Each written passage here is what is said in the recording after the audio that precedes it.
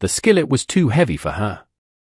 Lynn gripped the cast iron handle with both hands, her knuckles white, feeling the dense, familiar weight that had been her mother's anchor for 10 years.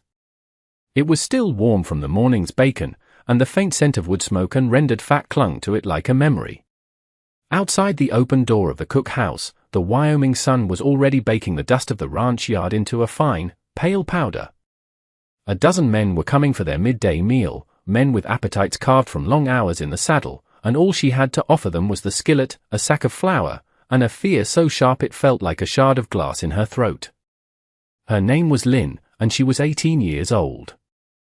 Her mother, lay on a narrow cot in their small cabin behind the cook house, her breath a shallow, rattling thing. The fever had taken her 2 days ago, swift and brutal, stealing the strength from her limbs and the light from her eyes. This job, cooking for the hands at the Circle V ranch, was all they had.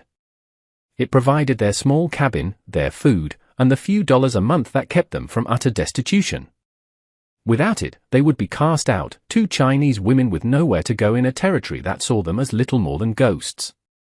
The ranch foreman, Mr. Henderson, a man whose face was a road map of sun squints and disapproval, had been blunt.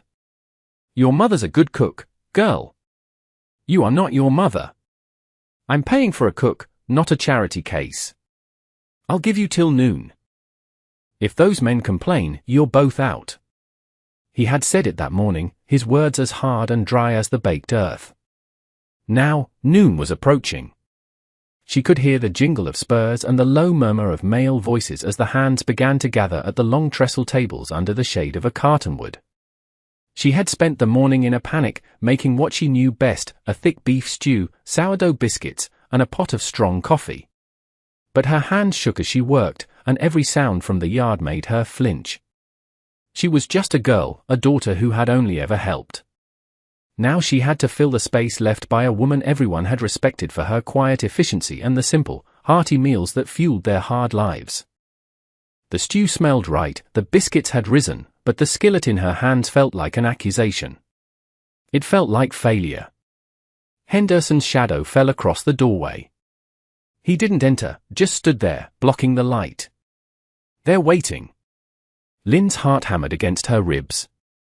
She couldn't speak, could only nod.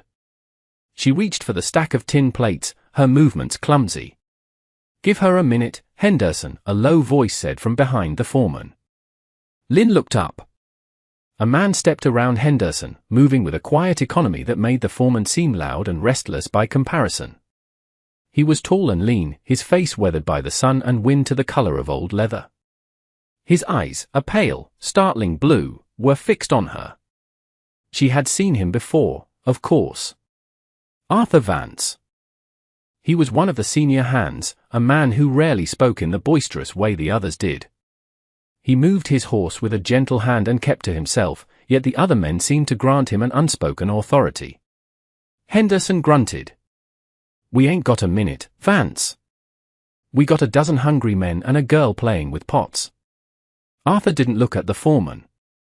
His gaze remained on Lynn, on her trembling hands and the wide, frightened look in her eyes.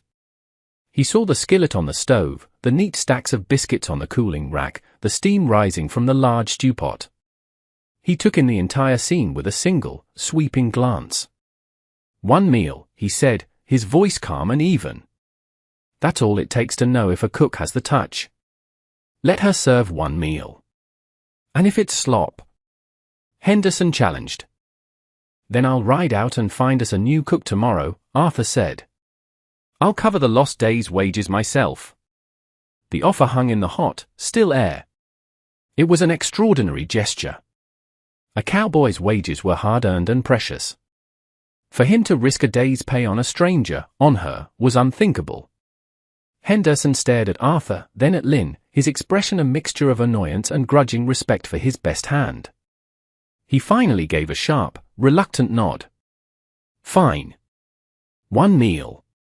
But I hear one word of complaint, she's gone before sunset." He turned and stalked away, leaving Lynn alone in the doorway with Arthur Vance. The cowboy looked at her for a long moment. He didn't smile, but the harshness in his eyes softened almost imperceptibly. "They're hungry," he said, as if it were the only piece of advice she needed. Then he too turned and walked toward the tables, leaving Lin with the heavy skillet, a pot of stew, and the one chance a lonely cowboy had just bought for her. She did not yet know that the meal she was about to serve was not the only thing being judged. Taking a deep, shaky breath, Lin moved. The fear was still there, a cold knot in her stomach, but Arthur's quiet confidence had banked it, like a layer of ash over hot coals. She carried the heavy stew pot to the serving window, her arms straining. One of the younger hands, a boy barely older than herself, whistled low. "Look what we got here. Hope you can cook better than you look, Missy." A few of the men chuckled. Lin's face burned, but she kept her eyes down, focusing on the ladle in her hand. She began to serve, spooning the thick, fragrant stew onto each tin plate that was shoved through the window. Then came the biscuits, golden brown and fluffy. She worked in a silence broken only by the scrape of tin on wood and the grunts of the men. A tall, wiry man with a mean-looking scar bisecting his eyebrow snatched his plate. His name was Brody. He was known for his foul temper and his cruelty to horses. He sneered at her through the window. "My ma's dog eats better than this." Lin flinched, but said nothing. She watched as the men carried their plates to the tables. They sat down, a jury of hungry, skeptical cowboys. For a moment, there was only the sound of spoons clattering against tin. She held her breath, waiting for the verdict. She expected grumbling, complaints, maybe even plates shoved back through the window. But the complaints never came. Instead, a different kind of sound began to fill the air.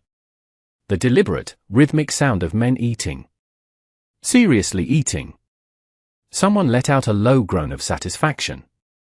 Another man spoke, his mouth full. "Henderson, this ain't half bad." "Bad," another voice chimed in. "This is the best stew I've had since I left Missouri." Lin risked a glance out the window.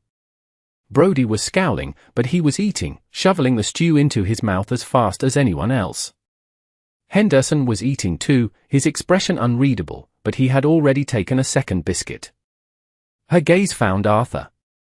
He was sitting at the end of a bench, slightly apart from the others. He ate slowly, deliberately. He caught her watching, and for a fleeting second, his eyes met hers. He gave a single, almost imperceptible nod. Something loosened in her chest. It wasn't triumph, not yet. It was the fragile beginning of hope. She had passed the first test. She turned back to the kitchen, her hands feeling a little steadier. She had earned herself the afternoon. But the reprieve was short-lived. Over the next few days, Lin fell into a grueling rhythm. She rose before dawn to stoke the fire and start the coffee, worked all day to prepare 3 meals for the ravenous crew, and spent her evenings by her mother's bedside, spooning broth between her parched lips and wiping her brow with cool cloths. The work was relentless, and the loneliness was a constant ache. The men, for the most part, left her alone. They ate her food, which was consistently better than any of them had a right to expect, and offered gruff, monosyllabic thanks. But she was still an outsider, a silent figure in the background of their lives. All except for Brody. He seemed to take her quiet success as a personal insult. He made it his mission to torment her in small, insidious ways. He would kick over her bucket of wash water as if by accident. He would complain loudly that the coffee was weak, even as others were asking for a third cup. One afternoon, as she was kneading dough for the evening's bread, he swaggered into the cookhouse, ostensibly to refill his canteen. He leaned against the counter, watching her with his cold, flat eyes. "Working hard," he said. "It wasn't a question. Too hard for a little thing like you. You'll wear yourself out." Lin kept her focus on the dough, pushing and folding with practiced motions. "The work must be done." "Or what?" "They'll send you packing." He laughed, a harsh, grating sound. "Don't you worry. A pretty little thing like you could find other work. Easier work." The implication was ugly and clear. A hot wave of shame and anger washed over her. Her hand stilled on the dough. Before she could think of a reply, a shadow filled the doorway again. Brody, Arthur Vance said. His voice was quiet, but it cut through the thick, humid air like a cold blade. Henderson's looking for you. Said something about a fence down in the south pasture. Brody straightened up, his sneer faltering as he met Arthur's level gaze. There was no threat in Arthur's posture, no overt aggression, but a palpable sense of danger emanated from him. Brody held his stare for a moment, then his eyes flickered away. He grumbled something under his breath and pushed himself off the counter, grabbing his canteen and stalking out of the cookhouse without another word. The silence he left behind was heavy. Lynn stared down at the dough, her knuckles white. He won't bother you again, Arthur said from the doorway. She looked up. Thank you. Her voice was barely a whisper.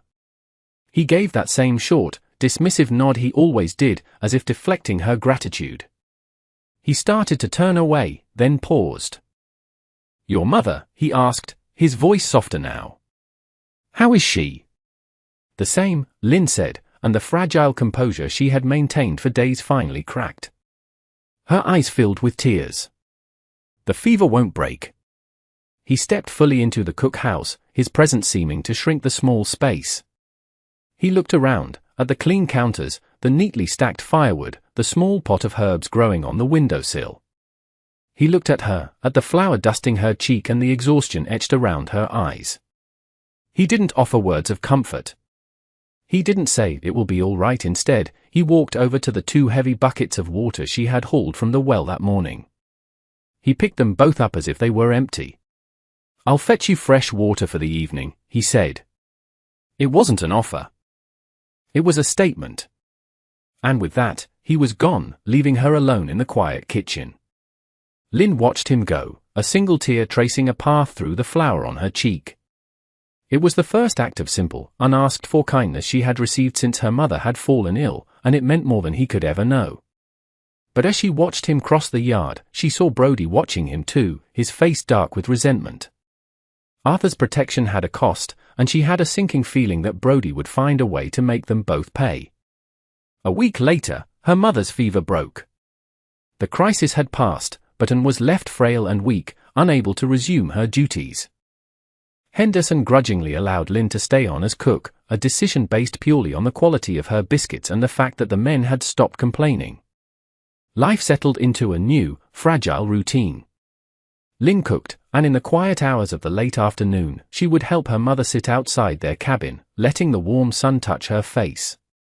It was during one of these quiet evenings that Arthur approached. He didn't ride up with the clatter and dust of the other men. He walked, leading his horse, and stopped a respectful distance from their cabin. He held a small, cloth-wrapped bundle in his hand. Evening, he said, his eyes on Anne for a moment before shifting to Lynn. Mr. Vance, Lynn replied, rising from her stool. This is for your mother, he said, holding out the bundle. The doc in town said it might help with the cough. Lynn took the package. Inside was a small bottle of dark liquid, a patent medicine, and a jar of honey. Such things were expensive, a luxury they could never afford. She looked from the bottle to his face, stunned. I cannot pay you for this. It's not a loan, he said gruffly, looking uncomfortable with her gratitude. He gestured toward the small patch of earth beside the cabin where a few hardy herbs struggled in the dry soil. Your mother's garden. Those plants. They look thirsty. It was a clumsy change of subject, but Lynn understood. He didn't want thanks. He wanted to talk about something simple, something real. I try to water them, she said. But I don't know all their names. My mother. I know, he said softly. He walked over to the patch and crouched down, touching a leaf with a surprisingly gentle finger.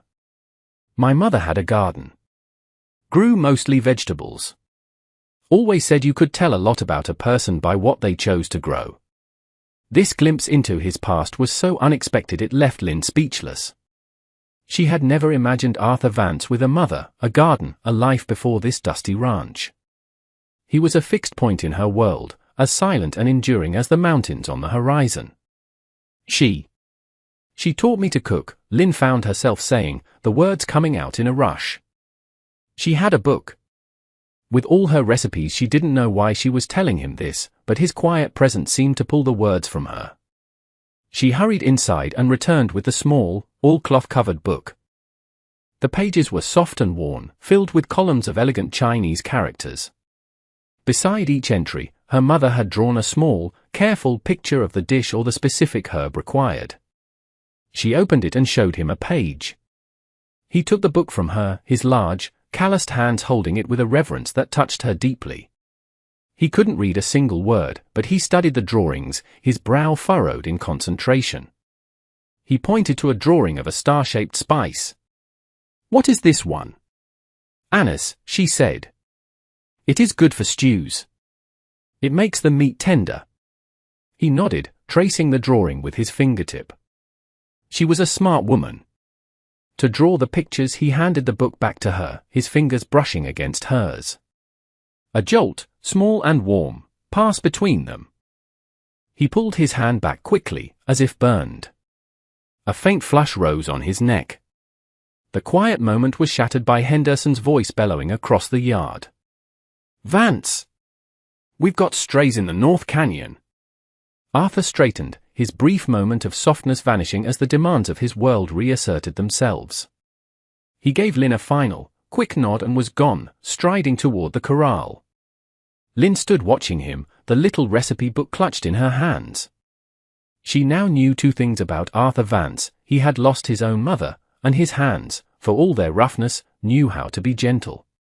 This newfound connection, however fragile, did not go unnoticed.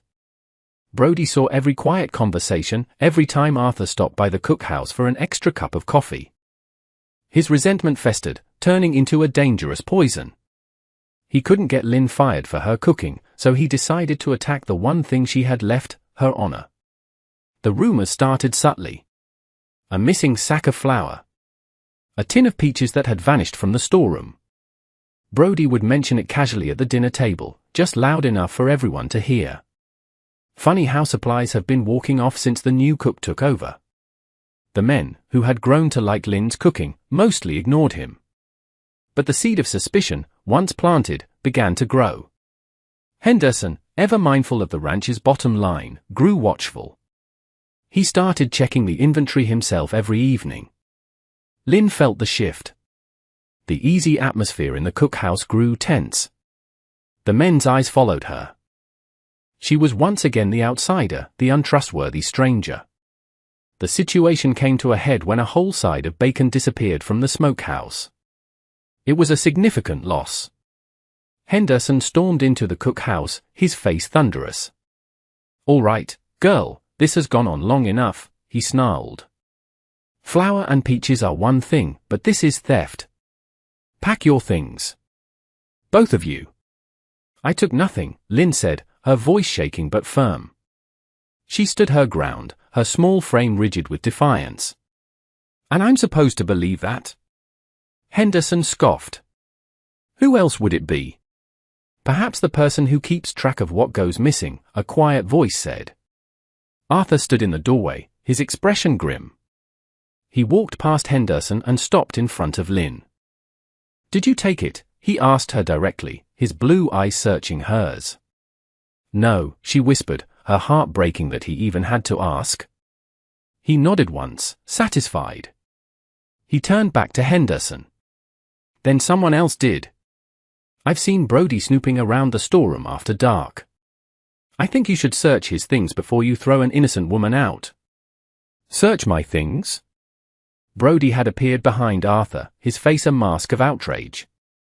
"On the word of this liar? And him, her pet cowboy." The accusation was vile, and the other hands, who had gathered to watch the confrontation, shifted uncomfortably.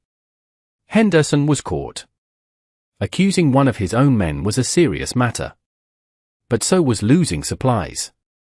It was Lynn who broke the stalemate. She lifted her chin, her fear transmuting into a cold, hard resolve. "Search my cabin," she said, her voice clear and strong. "Search everything we own. If you find anything that is not ours, I will not only leave, I will work until the debt is paid. But if you find nothing, you must search his." It was an incredible gamble. She was wagering her freedom and her reputation against the foreman's sense of fairness. Henderson stared at her, then at Brodie's sneering face, and finally at Arthur's unyielding expression. "Fine," he bit out. "Fine. We'll do it your way." The search of Lynn's small cabin was a swift and humiliating affair. Two of the men rummaged through their few belongings, tipping over their meager possessions while Lynn and her mother stood outside, watching in shamed silence. They found nothing. Not a single misplaced bean. Then, Henderson, with Arthur and two other men at his side, strode to the bunkhouse. Brodie followed, protesting loudly, his bravado beginning to fray at the edges. A few minutes later, Henderson emerged. In his hand, he held a half-empty tin of peaches and a small sack of flour, pulled from the bottom of Brodie's bedroll. Tucked beneath the mattress, they found the missing side of bacon, wrapped in oilcloth. Brodie's face went pale. The game was over? "Get your pay and get off my land," Henderson said, his voice low and full of contempt. "Now." Brodie shot a look of pure hatred at Lynn, a venomous promise of retribution. Then he turned and stormed off to collect his horse, his time at the Circle V finished. The immediate crisis was over. Lynn had been vindicated. But as she watched Brodie ride out, a small speck of dust against the setting sun, a cold dread settled in her stomach. The look in his eyes had not been one of defeat. It had been a promise. 3 months passed. The blistering heat of summer gave way to the crisp, golden days of early autumn. The aspens in the high country turned a brilliant yellow, and the air held the clean, sharp scent of coming frost.